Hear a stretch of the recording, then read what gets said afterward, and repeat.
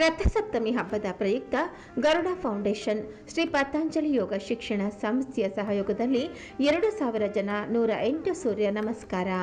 ಚಿಕ್ಕಪೇಟೆ ವಿಧಾನಸಭಾ ಕ್ಷೇತ್ರದ ವ್ಯಾಪ್ತಿಯ ನ್ಯಾಷನಲ್ ಕಾಲೇಜು ಆಟದ ಮೈದಾನದಲ್ಲಿ ರಥಸಪ್ತಮಿ ಹಬ್ಬದ ಪ್ರಯುಕ್ತ ಗರುಡ ಫೌಂಡೇಶನ್ ಹಾಗೂ ಶ್ರೀ ಪತಂಜಲಿ ಯೋಗ ಶಿಕ್ಷಣ ಸಂಸ್ಥೆಯ ಸಹಯೋಗದಲ್ಲಿ ಭವ್ಯವಾದ ಆದಿತ್ಯ ಹೃದಯ ಹೋಮ ಮತ್ತು 108 ಸೂರ್ಯ ನಮಸ್ಕಾರ ಕಾರ್ಯಕ್ರಮವನ್ನು ಆಯೋಜಿಸಲಾಗಿತ್ತು. ಶಾಸಕರಾದ ಉದಯ್ ಬಿ ಗರುಡಾಚಾರ್ ಅವರ ನೇತೃತ್ವದಲ್ಲಿ ನಡೆದ ಈ ಯೋಗೋತ್ಸವದಲ್ಲಿ ಶಾಸಕರಾದ ಸಿ.ಕೆ. ರಾಮಮೂರ್ತಿ, ಗರುಡ ಫೌಂಡೇಶನ್ನ ಸಂಸ್ಥಾಪಕಿ ಶ್ರೀಮತಿ ಮೇದಿನಿ ಗರುಡಾಚಾರ್, ಪಾಲಿಕೆ ಮಾಜಿ ಸದಸ್ಯರಾದ ಧನ್ರಾಜ್ ಸೇರಿದಂತೆ ಹಲವಾರು ಗಣ್ಯರು ಭಾಗವಹಿಸಿದ್ದರು. ಸುಮಾರು 2 ರಿಂದ 3 ಸಾವಿರ ಯೋಗಪಟುಗಳು ಉತ್ಸಾಹದಿಂದ 108 ಸೂರ್ಯ ನಮಸ್ಕಾರದಲ್ಲಿ ಪಾಲ್ಗೊಂಡು ಕಾರ್ಯಕ್ರಮಕ್ಕೆ ವಿಶೇಷ ಮೆರುಗು ನೀಡಿದರು. ಕಾರ್ಯಕ್ರಮದಲ್ಲಿ ಮಾತನಾಡಿದ ಶಾಸಕರಾದ ಉದಯ್ ಬಿ ಗರುಡಾಚಾರ್ ಅವರು, ರೋಗಮುಕ್ತ ಮತ್ತು ಆರೋಗ್ಯಕರ ಸಮಾಜ ನಿರ್ಮಾಣವೇ ಈ ಯೋಗ ಕಾರ್ಯಕ್ರಮದ ಮುಖ್ಯ ಉದ್ದೇಶ.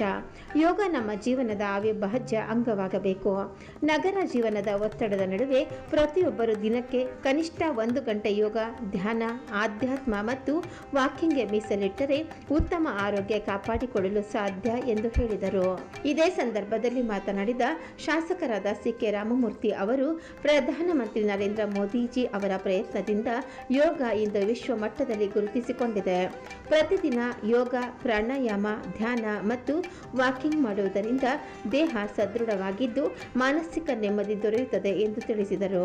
ರಥಸಪ್ತಮಿ ಹಬ್ಬದ ಅಂಗವಾಗಿ ನಡೆದ ಈ ಯೋಗೋತ್ಸವವು ಆರೋಗ್ಯ ಜಾಗೃತಿ ಮೂಡಿಸುವಲ್ಲಿ ಮಹತ್ವದ ಪಾತ್ರ ವಹಿಸಿತು ಎಂದು ಭಾಗವಹಿಸಿದ್ದ ಯೋಗಪಟುಗಳು ಅಭಿಪ್ರಾಯಪಟ್ಟರು.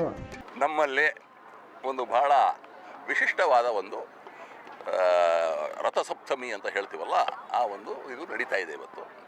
ನಮ್ಮ ಎಲ್ಲ ಕಾರ್ಯಕರ್ತರು, ನಮ್ಮ ವಿಧಾನಸಭಾ ಕ್ಷೇತ್ರದ ಎಲ್ಲ ಜನರು, ಆಮೇಲೆ ಆಚೆ ಕಡೆಯವರು ಇಲ್ಲಿಗೆ ಬಂದು ಇವತ್ತು ಸೂರ್ಯ ನಮಸ್ಕಾರವನ್ನು ಮಾಡಿಸಿದ್ದೀವಿ. ಎಲ್ಲರೂ ಸೇರ್ಕೊಂಡು ಮಾಡಿದ್ದೀವಿ. ಇದು ಬಹಳ ಒಂದು ಸಂತೋಷದ ಒಂದು ಸಂಗತಿ.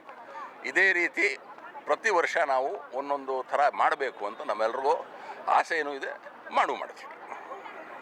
ರಥಸಪ್ತಮಿಯ ಪುಣ್ಯ ದಿವಸದ ಪ್ರಯುಕ್ತ ನಮ್ಮ ಗರುಡ ಫೌಂಡೇಶನ್ ಹಾಗೆ ಪತಂಜಲಿ ಯೋಗ ಶಿಕ್ಷಣ ಸಂಸ್ಥೆ ಜಂಟಿಯಾಗಿ ಈ ಒಂದು 108 ಸೂರ್ಯ ನಮಸ್ಕಾರ ಹಾಗೆ ಆದಿತ್ಯ ಹೋಮವನ್ನು ನಮ್ಮ ನ್ಯಾಷನಲ್ ಕಾಲೇಜ್ ಗ್ರೌಂಡಲ್ಲಿ ಹಮ್ಮಿಕೊಂಡಿದ್ದೀವಿ.